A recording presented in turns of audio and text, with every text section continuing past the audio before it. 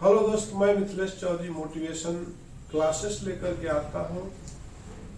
मैं आपका चंद मिनट चाहूँगा। अगर आपको हमें एक ये नया चेहरा देख रहे होंगे तो मेरे चैनल को सब्सक्राइब कर दीजिए। मैं मिथिलेश चौधरी काफ़ी मोटिवेशन क्लासेस लेकर के आता हूँ, काफ़ी प्रोडक्ट को लेकर के आता हूँ। तो हर तरह का वीडियो हम लेकर के आते रहते हैं। अगर ज़िंदगी का मज़ा लेना है, हमारे साथ हमारे वीडियो के साथ कुछ टाइम स्पेंड करना चाहते हो, 5 मिनट 10 मिनट, तो सब्सक्राइब जरूर करिए। जितना भी हम वीडियो लेकर के आते हैं वो पूरा फैक्ट वीडियो रहता है, कोई बनावटी नहीं रहता है। उसमें वो गाना है जिसमें आप दबाओगे तो जूस निकलेगा, ये नहीं है कि उसमें निचोड़ोगे तो जूस नहीं निकलेगा, कुछ रहस्य निकलेगा। आपको उसको डीपली देखना होगा। तो आपसे रिक्वेस्ट है कि इस चैनल को आगे बढ़ने से पहले सब्सक्राइब कर लीजिए। हम आपको से बात करने वाला कि जीवन के 3 दोष, जीवन के 3 दोष है क्या, और वो दोष जो है हमारे जीवन को कितना प्रभावित करता है। जीवन में हर आदमी के 3 दोष होता है। तो पहला क्या होता है कि आलस्य होता है। आलस्य जो होता है, पहले लोग जगने के लिए अलार्म लगाते थे, लेकिन हम बोलते हैं, मैं मिथिलेश चौधरी उल्टा चलता हूं। मैं तो बोलता हूं कि अब सोने के लिए अलार्म लगा दीजिए। पूछो कैसे? आप लेट तक सोओगे तो सुबह अलार्म आपका काम तो करेगा नहीं। आप सोने का डेली अलार्म लगा दो ना सर, 9 बजे सोने का, 10 बजे सोने का, कुछ भी हो जाए उतना बजे जाकर सो जाना, तो ऑटोमेटिक आप 5 बजे 6 बजे उठ जाओगे। आप 5 बजे का अलार्म लगाते हो, आप 12 बजे तक जगते हो, तो कैसे पॉसिबल है? पॉसिबल है क्या? है क्या मैडम? तो मैं मिथिलेश चौधरी, दुनिया सीधा चलती है तो मैं टेढ़ा चलता हूँ। मैं जो सजेशन दे रहा हूँ उसको फॉलो करना शुरू कर दीजिए। आपका जिंदगी जो है ना, आपका शक्ल बदल जाएगा, स्टाइल बदल जाएगी, स्मार्ट बन जाओगे मेरे जैसा। आगे बात समझ में?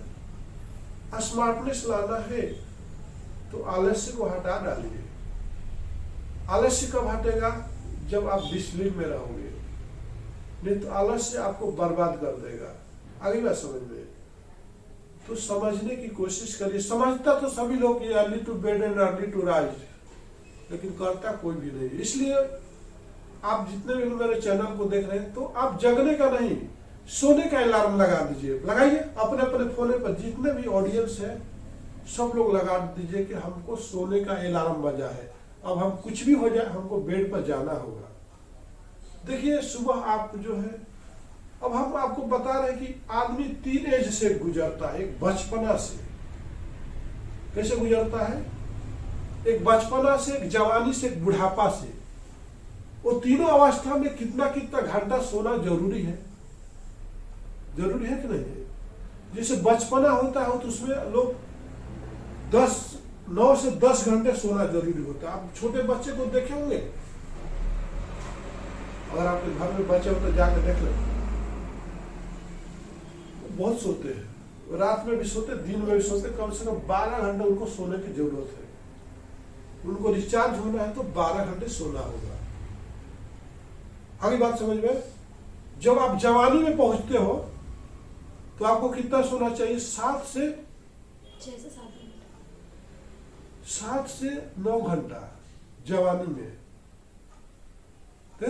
जब शादी करके आती है बहू,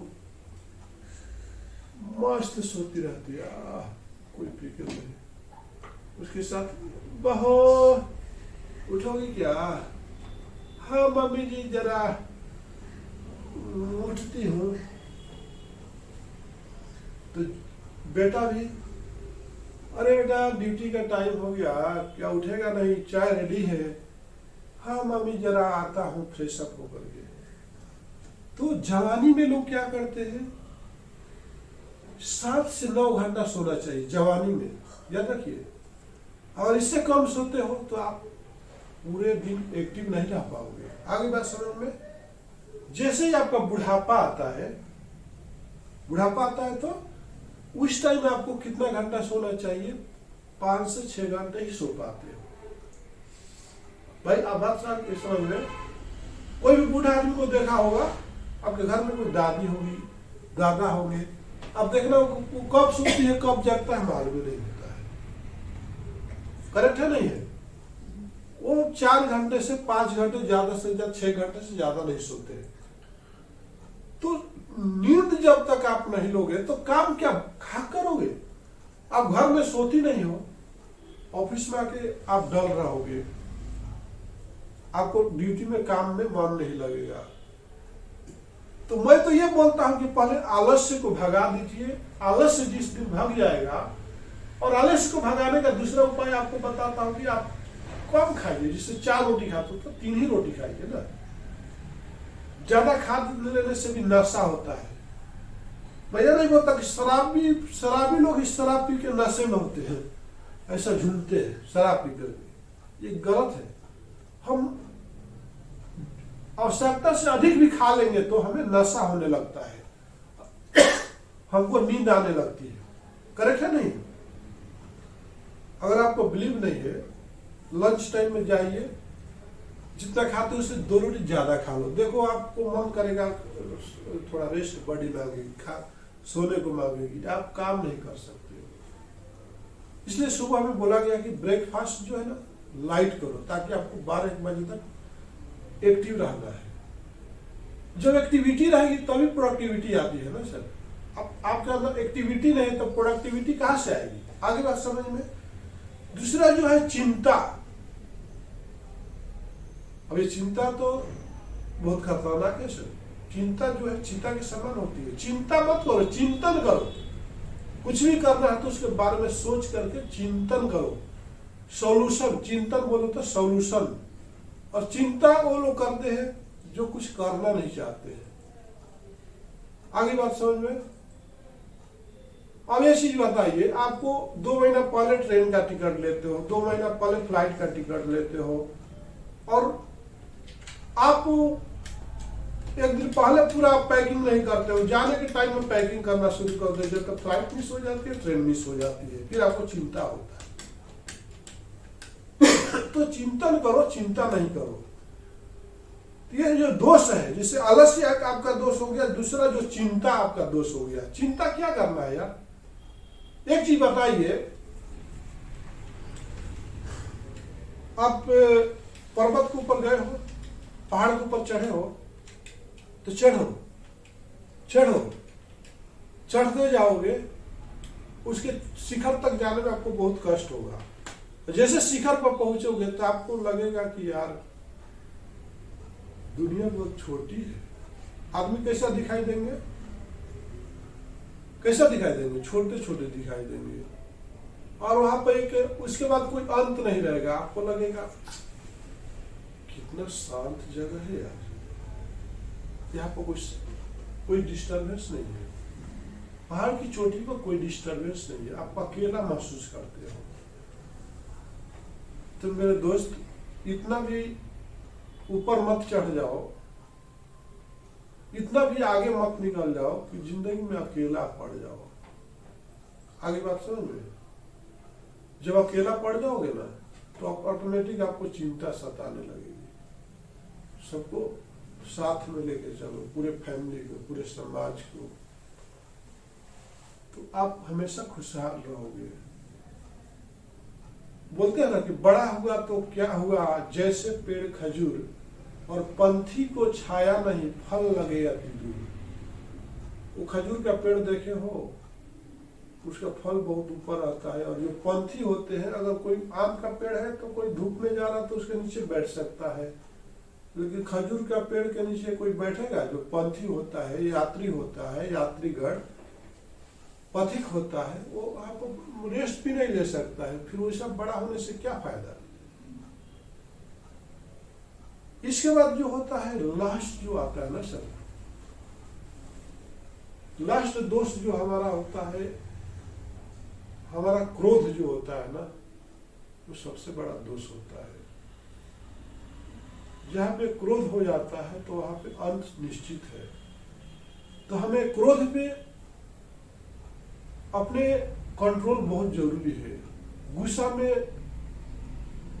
सामने वालों को हम कुछ भी बोल देते हैं जो बोलना नहीं चाहिए, बाद में पछताते हैं खुद, यार हमको ये बोलना नहीं चाहिए था, बोल दिया। तो अब पछताए हो तो क्या, जब चिड़िया चुन गई खेत, अगर धनुष से बाढ़ निकल जाता है तो वापस नहीं आता है, और जो एक बार हम वर्ड बोल देते हैं तो फिर वापस नहीं आता है। एक बार कोई धागा टूट जाता है, प्रेम का धागा टूट जाता है, तो उसको कितना भी जोड़ोगे तो उसमें गांठ पड़ ही जाती है।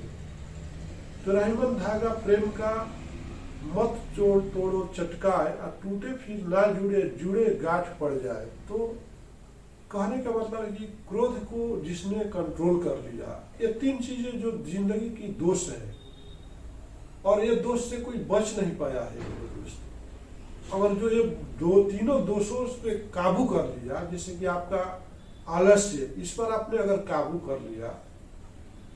दूसरा जो है, दूसरा हम आपको बताया कि चिंता भी करना कोई छोड़ दिया। चिंता क्या करना है यार। अब एक चीज बताइए, आप घर से निकलते हो, बाहर निकलते हो तो इतनी पब्लिकें दिखती है, इतनी समाज दिखता है, इतने बिल्डिंगें दिखते हैं ना। तो आप सबको कंपेयर करते तो आपको क्या लगता है, क्या दिखता है आपको? कुछ दिखता है? कोई आपके सामने से मर्सरी कार से गुजर जाता है, कोई बुलेट से गुजर जाता है, आप बाई वाक चल रहे हो, तो आपको क्या दिखता है? कुछ दिखा आपको? क्या ये दुनिया किस तरह से भाग रही है, किस तरह से दौड़ रही है, किस गली दौड़ रही है यार, आपको दिखता है? देखो तो आपको मालूम हो जाएगा कि आखिर हम इतना किस लिए, आखिर इतना भाग दौड़ किस लिए कर रहे हैं। तो चिंता अपने आप खत्म हो जाएगा। आगे बात समझ में, चिंता क्यों होती है? क्योंकि आपके अंदर डर है तो चिंता होगी। आपके अंदर लालच है तो चिंता होगी। आगे बात समझ में। अब एक चीज बताइए, ऊपर वाला ने आपको यहाँ पर कुछ दागी दे दिया, है? भिको टर्मरिक नहीं बासमती, फेयर लवली। वो तो आपको ना प्रोडक्ट बेचने की कोशिश कर रहा है। क्या लगाने से आपका दाग खत्म हो जाएगा? आप काली हो तो गोरी हो जाओगी, ब्यूटी पार्लर में जाओगी तो। आपके जो प्राकृतिक में जो हेयर स्टाइल दिया, वो ब्यूटी पार्लर में जाकर के आपको हेयर स्टाइल को चेंज कर देने से क्या आप स्मार्ट बन जाओगी? थोड़ा देर के लिए बनोगे। फिर चिंता किस बात की? कोई बूढ़ा होने लगा, बाल पकने लगा तो चिंता होने लगा, मेरा बाल पकने लगा, बहुत चिंता मेरा, क्या करना। वो मेरे से बहुत कम एज में है, उसका बाल पाका नहीं, वो मेरे से बहुत स्मार्ट है, मैं बहुत छोटी हूँ, गिड्डी हूँ, कितनी वो चाहिए, वो बहुत लंबी है। तो हम अपना वीकनेस को देखने लगते हैं, तो हमें चिंता होने लगती है, होती है ना। तो चिंता में मत करो। और क्रोध कहाँ पे आने लगता है? क्रोध कब आता है बताइए? क्रोध कब आता है? आपको क्रोध कब आता है मैडम, बता सकती है? आपको गुस्सा कब आता है? क्रोध को पैदा कौन करता है? जैसा हम सोचते हैं, जिसे हम चाहते हैं, वैसा नहीं होता है, तो हमारे अंदर से क्रोध आता है। ठीक है ना? आप जैसा चाहते हो वैसा सामने वाला से उम्मीद करते हो, वैसा नहीं होता है, तो आपके अंदर से क्रोध आता है। अब एक चीज बताइए, दोष तो आपके अंदर है, दोष जो है आपके अंदर है ना? ये दोष जो है आपके अंदर है, और गुस्सा दूसरे पर करते हो। एक चीज बताइए, आप अपना नेचर को बदल सकते हो कि दूसरे को नेचर को कैसे बदल सकते हो यार? आपके ब्लड ग्रुप क्या है, और सामने वाले का ब्लड ग्रुप क्या है, दोनों सेम है? सेम है क्या? नहीं है ना। तो फिर आप अपने जैसा कैसे उसको आपको साबित करना चाहते हो? आप जो सोच रहे हो वो सामने वाला कैसे बन सकता है? तो फिर आपका गुस्सा जायज है कि नाजायज? बताइए। नाजायज जगह पे अपना एनर्जी को लॉस कर रहे हो ना सर। तो एनर्जी को बनाए रखिए। गुस्सा करने से आपका एनर्जी का छीड़ होता है, छीड़ भिन्न होता है। सभी लोग चाहते कि मेरे जैसा ही सामने वाला भी रहे, लेकिन ऐसा हो नहीं सकता है। हो सकता तो सभी लोग अब एक जैसा हो जाते ना। तो गुस्सा का यही कारण होता है कि हम जैसा सोचते हैं वैसा होता नहीं है। तो हारे हुए इंसान को ही गुस्सा आता है। जब आप हारते हो, हार जाते हो, तभी आपको गुस्सा आता है, क्रोध आता है। आप जैसा बनना चाहते हो, दूसरे को क्यों बनाने की कोशिश करते हो? आप खुद को बदल लो ना, तो आपको गुस्सा नहीं आएगा। आप सोचते हो कि ऐसा करना था, वो आप सोच रहे हो सामने वाले से कि ऐसा क्यों नहीं किया। वो तो आपका सोच है, उसका क्या सोच है, उसका अलग सोच है। अब जितने भी इंसान हैं इस पृथ्वी पे क्या एक जैसे हैं? कोई गोरा है, कोई काला है, कोई नाटा है, कोई गिड्डा है। हर चीज तो एक जैसा नहीं मिलेगा। लड़की होनी चाहिए तो बड़ी बड़ी आंखें होना चाहिए, 5 फीट हाइट होना चाहिए, 45 से 50 किलो वजन होना चाहिए। तो क्या सर सब कुछ पॉसिबल है क्या? ये सारे कुछ आप मेंटेन एक ही आदमी को अंदर चाहते हो तो आपको नहीं हो सकता है। एक ही आदमी के अंदर सब कुछ पॉसिबल नहीं है। इसलिए आपको किसी को एक ही आदमी के अंदर सब कुछ जानना चाहते हो, उसी के अंदर से सब कुछ पैदा करना चाहते हो। आम का पेड़ है, उसने बोलता अंगूर निकालो, अंगूर निकालो, तो अंगूर तो नहीं निकलेगा। तो आपको गुस्सा बेकार है। हम जैसा है दूसरे को आप बनाने की कोशिश करोगे तो आपको गुस्सा ऑटोमेटिक आएगा।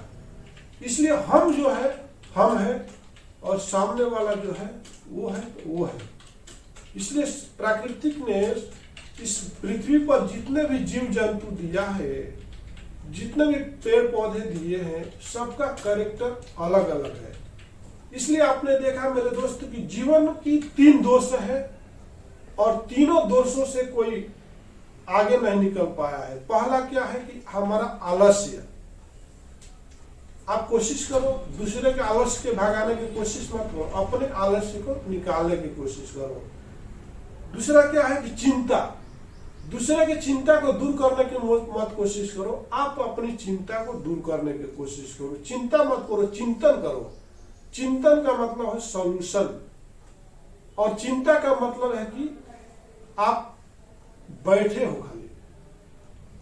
चिंतन का मतलब कि कुछ करने के लिए कोशिश कर रहे हो, और चिंता का मतलब चुपचाप यहाँ पर बैठ करके खाली सोच ही रहे हो। सब्जी बन गया, प्याज काट दिए, लहसुन डाल दिए, बिरयानी बन गया, आप सोच रहे हो। वैसा नहीं होता। चिंता नहीं करो, चिंतन करो, मतलब उसका सॉल्यूशन चालू कर दो, तब आप जिंदगी में आगे बढ़ोगे। और क्रोध तो बिल्कुल आपको आना ही नहीं चाहिए लाइफ में। और क्रोध आ गया तो जितने भी आप काम किए हो वो आपको, आपका ग्राफ फिर एक बार नीचे गिर जाएगा। क्रोध का मतलब होता है आग। जिससे कि आप घर में इतना सजा करके रखे हो, मेहनत करके रखे हो, अगर आग लग जाती है तो क्या वो घर में सारी चीजें क्या होती है, जल के भस्म हो जाती है, क्या राख बन जाती है।